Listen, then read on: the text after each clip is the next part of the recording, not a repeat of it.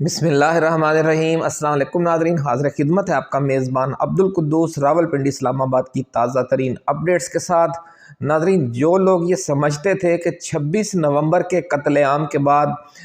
گلیاں ہو جان گیاں سنجیاں تو پھر وچ مرزا یار پھرے گا، انہیں بہت بڑا دھچکا لگا ہے آج، کیونکہ آج عمران خان نے جو نئے صوبائی صدر بنے ہیں خیبر پختونخوا کے پی ٹی آئی کے جنید اکبر خان،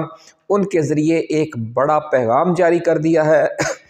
اور یہ پیغام ہے کہ شمالی پنجاب اور خیبر پختونخوا کے عوام 8 فروری کو ایک بار پھر باہر نکلیں گے اور صوابی میں ایک بہت بڑے جلسہ عام کا اعلان کر دیا گیا ہے۔ باقی پورے ملک کے جو عوام ہیں وہ اپنے اپنے ضلع میں احتجاج کریں گے، اور جو ہم نے آپ کو پیش گوئی کی تھی کہ مذاکرات والا ڈرامہ ختم اور دوبارہ دما دم مست کلندر شروع ہونے جا رہا ہے، تو یہ 8 فروری اس حوالے سے انتہائی اہم تاریخ ہے۔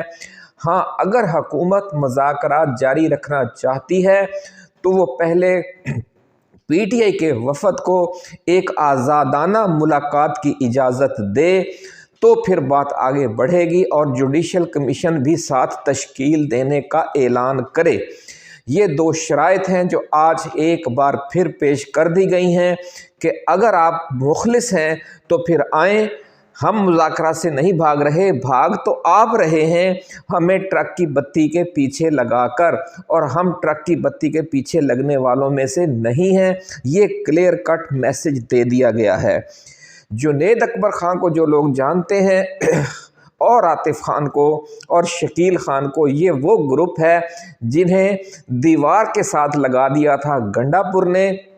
لیکن عمران خان انہیں مین اسٹریم لائن پر نہیں لا رہے تھے۔ اس کی وجہ یہ تھی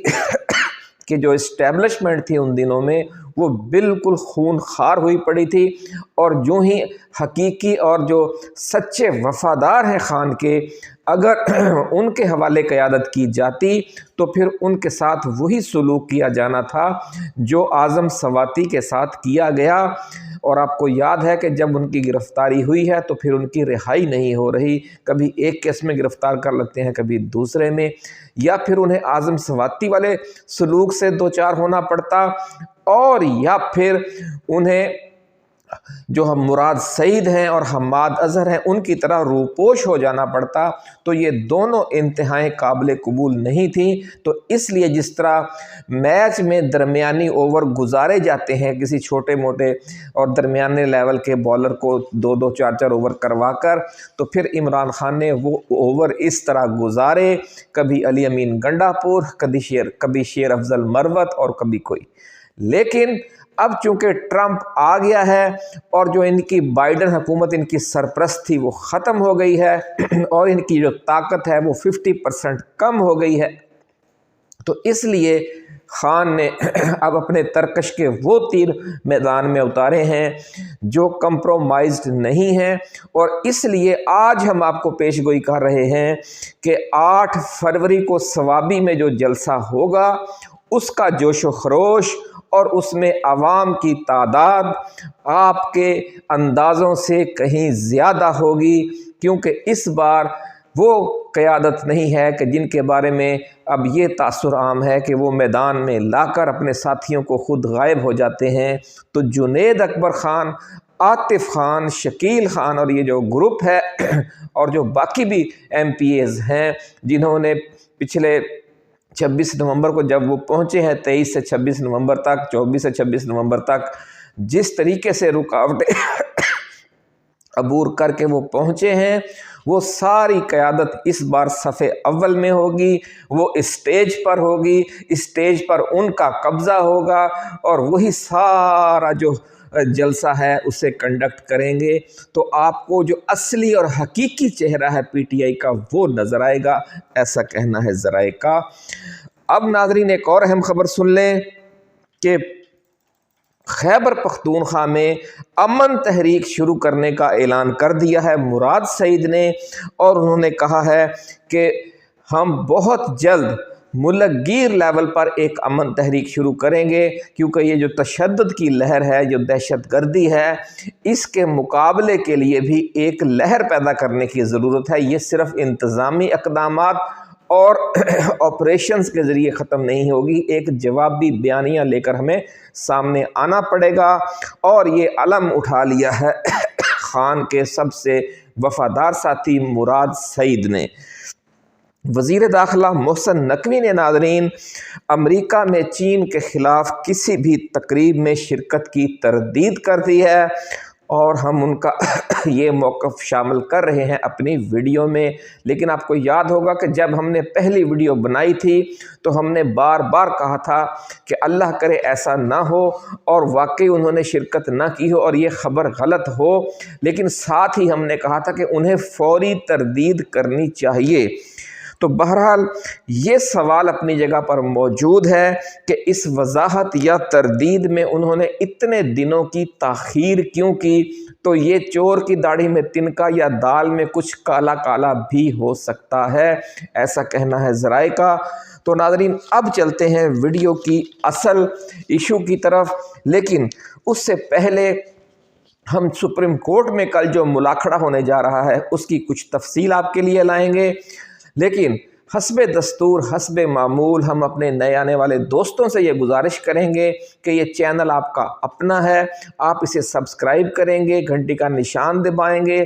ہماری ویڈیوز کو شیئر کریں گے، ان پر کمنٹس کریں گے، لائکس کریں گے، تو یہ جو جدوجہد ہے ہماری، آپ کی، خان کی، سب کی، 25 کروڑ عوام کی ایک مشترکہ جدوجہد ہے۔ چراغ سے چراغ جلنے کی طرح یہ روشنی ملک گیر لیول پر پھیلے گی، تو اس لیے آپ قطرے قطرے سے دریا بنتا ہے، اس لیے آپ اپنے ایک لائک کو، ایک شیئر کو حقیر نہ سمجھیں، ایک سبسکرپشن کو حقیر نہ سمجھیں، اور ضرور اس میں حصہ ملایا کریں۔ تو ناظرین کل سپریم کورٹ میں بڑا اہم دنگل ہونے جا رہا ہے۔ جسٹس جمال مندوخیل کی سربراہی میں آئینی بینچ، 6 رکنی آئینی بینچ کل دوپہر 1 بجے ایڈیشنل رجسٹرار کی انٹرا کورٹ اپیل پر سماعت کرے گا، جبکہ اسی کیس میں اس سے قبل صبح 9:30 بجے جسٹس منصور علی شاہ اور جسٹس عقیل عباسی پر مشتمل 2 رکنی بینچ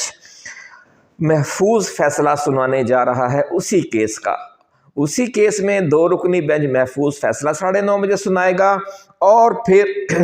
دوپہر 1 بجے جو لارجر بینچ ہے 6 رکنی، وہ اس کی کیس کی سماعت کرے گا۔ تو کل بہت زوردار دن ہے، آپ نے تیار رہنا ہے۔ پچھلے 2 ہفتوں سے ناظرین ہم آپ کو یاد دلاتے آ رہے ہیں کہ اب اگلے مارکہ جو ہونے جا رہا ہے عمران خان اور اسٹیبلشمنٹ کے، اور عمران خان اور حکومت کے درمیان،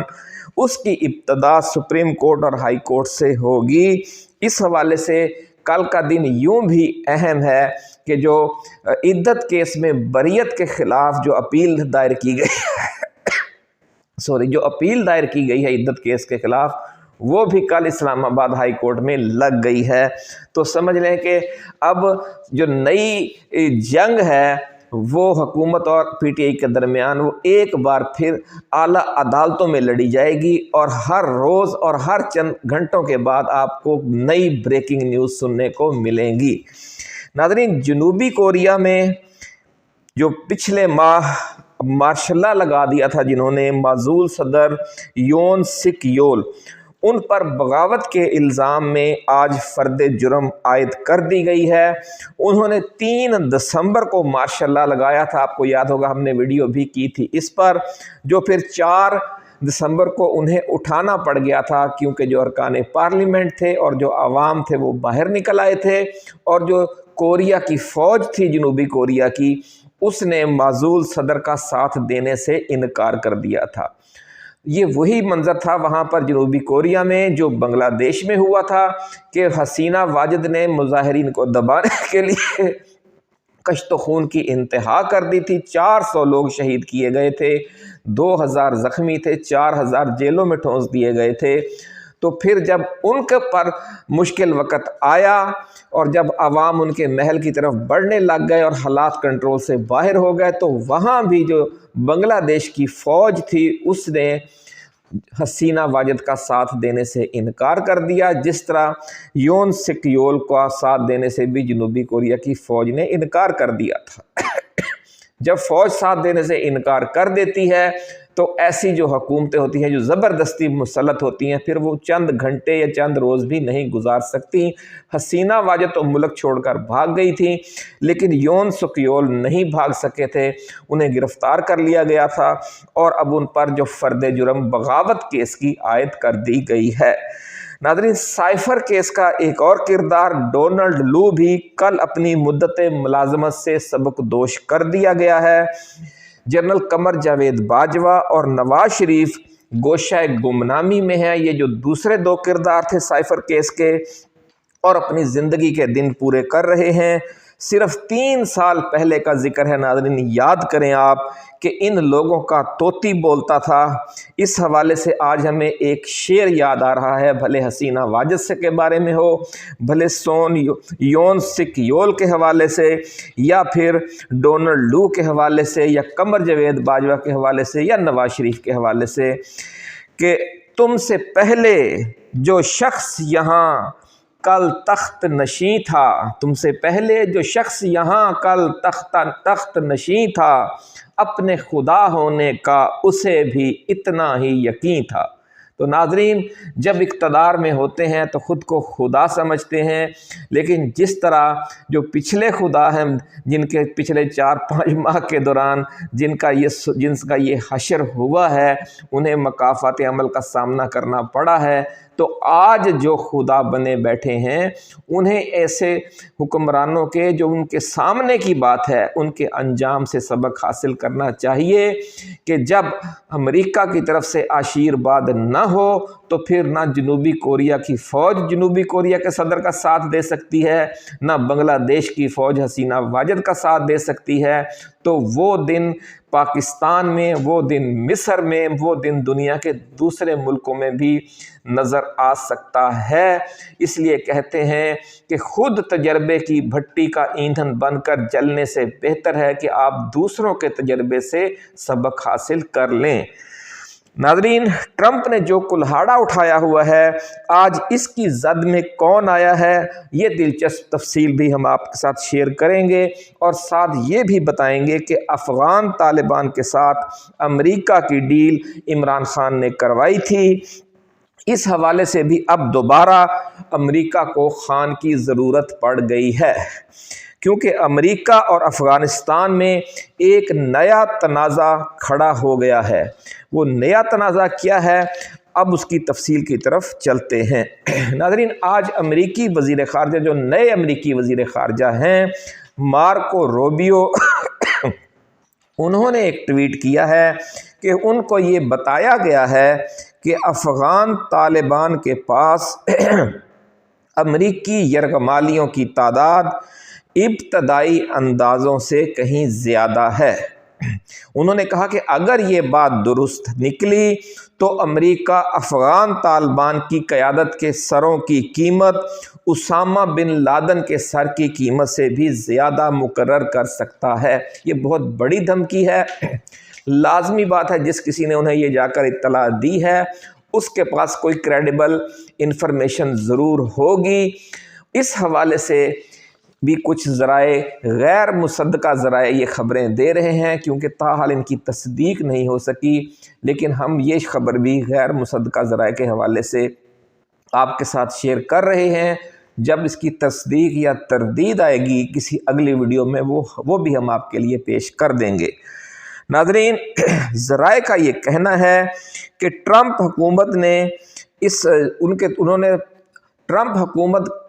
बड़े अच्छे ताल्लुकात दुनिया के हर मुल्क के साथ बनाना चाह रही है और जंगें ख़त्म करना चाह रही है, लेकिन अचानक ये अफ़गानिस्तान के हवाले से इतना सख्त जो मौक़िफ़ ले लिया है,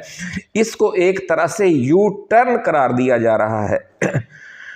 और इससे जो पूरी गेम है हमारे खित्ते की, उसमें एक बड़ा ख़तरनाक मोड़ आ गया है। और जो तालिबान, और इस हवाले से जो तालिबान के ज़राए हैं या कुछ पाकिस्तान के ज़राए हैं,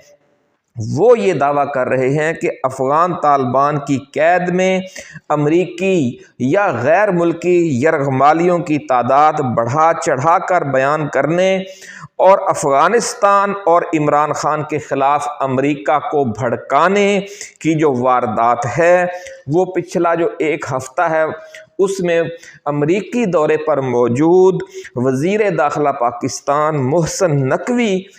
بہت اہم کردار ادا کر رہے ہیں اور دہشت گردی کے خلاف مشترکہ جنگ لڑنے کا چورن بیچنے کی وہ کوشش کر رہے ہیں امریکہ میں۔ تو ذرائع کا یہ کہنا ہے کہ یہ جو امریکہ کو بھڑکانے کی کوشش کی گئی ہے، اس میں محسن نقوی بھی شامل ہیں، دیگر بہت سی ایجنسیوں یا اداروں کے لوگوں کے ساتھ ساتھ۔ اب وہ باقی لوگ کون ہیں یہ جلد ہی سامنے آ جائے گا۔ اس کی وجہ سن لیں کہ جو ٹرمپ ہے وہ کوئی بات خفیہ نہیں رکھتا اور وہ سب کچھ بول دیتا ہے۔ اب یہ خبر درست نکلی تو بھی اس نے بتا دینا ہے کہ ہمیں یہ یہاں سے خبر ملی، ہم ان کے بڑے شکر گزار ہیں، اور اگر یہ خبر غلط نکلی تو بھی اس نے بتا دینا ہے کہ جناب ہمیں استعمال کرنے کی کوشش کی گئی، ہم کوئی الو کے پٹھے ہیں کہ آپ کے کہے پر یقین کر لیں گے، ہم نے پھر اپنے ذرائع سے کنفرم کیا ہے۔ تو یہ صورتحال بنی ہوئی ہے۔ تاہم اگر یہ خبر غلط ہوئی تو بھی محسن نقوی اور موجودہ حکومت کا نقصان ہے کہ اگر انہوں نے یہ خبر دی ہے اور وہ غلط نکل آئے، اور اگر صحیح ہوئی تو بھی ان کا نقصان ہے، کیونکہ پھر اگر واقعی بہت سے یرغمالی طالبان کی قید میں ہیں تو پھر ان کی رہائی کے لیے کوئی قابل اعتماد جو کوآرڈینیٹر ہونا یا ثالث ہونا ضروری ہے کہ جس کو افغان طالبان بھی عزت اور احترام کی نظر سے دیکھتے ہوں اور اس کو ایک بااعتماد شخص یا لیڈر سمجھتے ہوں۔ تو پاکستان کی حکومت کی جو موجودہ حکومت ہے یہ تو وہاں پر حملے کر رہی ہے، یہ تو ثالثی کر نہیں سکتی۔ ایران کی امریکہ کے ساتھ ویسے ہی مخالفت ہے اور شدید مخالفت ہونے جا رہی ہے اگلے چند ماہ کے دوران، کیونکہ پابندیاں لگنے لگ گئی ہیں۔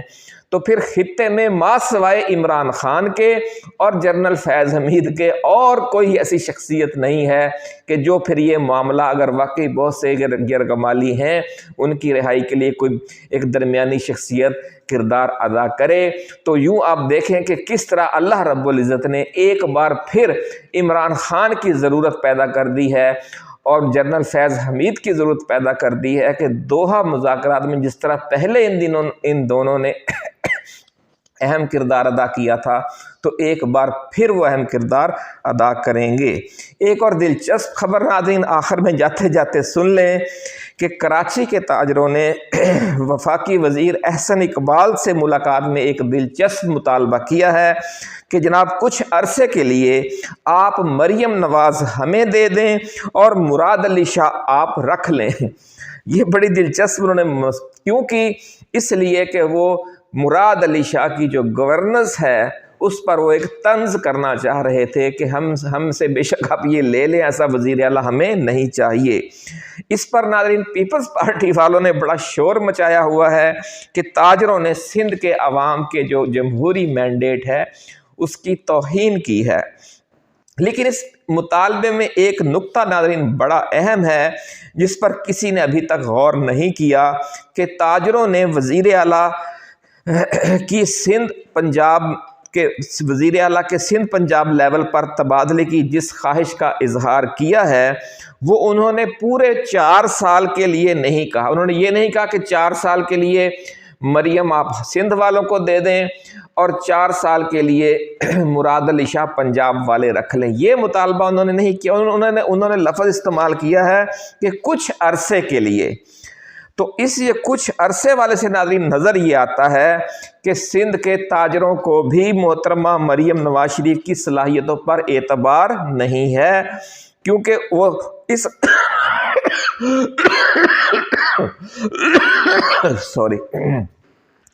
کیونکہ وہ اس خدشے کا بھی شکار ہیں کہ اگر مریم نواز کو ہم لے آئے اور وہ بھی جس طرح سے ان کے بارے میں مخالفین کہہ رہے ہیں کہ وہ گڈ گورننس جو ہے ان کی وہ صرف ٹک ٹاک اور سوشل میڈیا اور مین اسٹریم میڈیا تک ہی محدود ہے، عملاً ان کا حال بھی پورا ہی ہے، تو پھر وہ घाटे का सौदा होगा तो वज़ीर आला का ये सौदा फिर उनके किसी काम नहीं आएगा। वो जिस तरह एक गालिब का शेर है बड़ा मशहूर कि अब तो तंग आके ये कहते हैं कि मर जाएंगे, मर कर भी अगर चैन ना पाया तो किधर जाएंगे। यानी अब तो वो तंग आकर कह रहे हैं कि वज़ीर आला का तबादला कर लें, लेकिन अगर वज़ीर आला का तबादला करके भी कोई बात ना बनी, क्योंकि दोनों में 19-20 का ही फ़र्क है, कोई ख़ास फ़र्क नहीं है। दोनों एक ही सिस्टम के, एक ही करप्ट एलीट के तर्जुमान हैं जिन्होंने इस मुल्क पर गासिबाना 40 साल से कब्ज़ा कर रखा है जमहूरियत के नाम पर। और ये वक़्त इंशाअल्लाह अज़ीज़ अब ज़्यादा अरसा नहीं रहेगा। तो जो सिंध के अवाम हैं और पंजाब के अवाम हैं, बहुत जल्द उन्हें PTI अपना कोई अवामी किस्म का वज़ीर आला देगी, क्योंकि आम इंतखाबात असरे 9 होने जा रहे हैं, ऐसा कहना है ज़राए का। अपना ख्याल रखिएगा। अल्लाह हाफिज़। पाकिस्तान जिंदाबाद।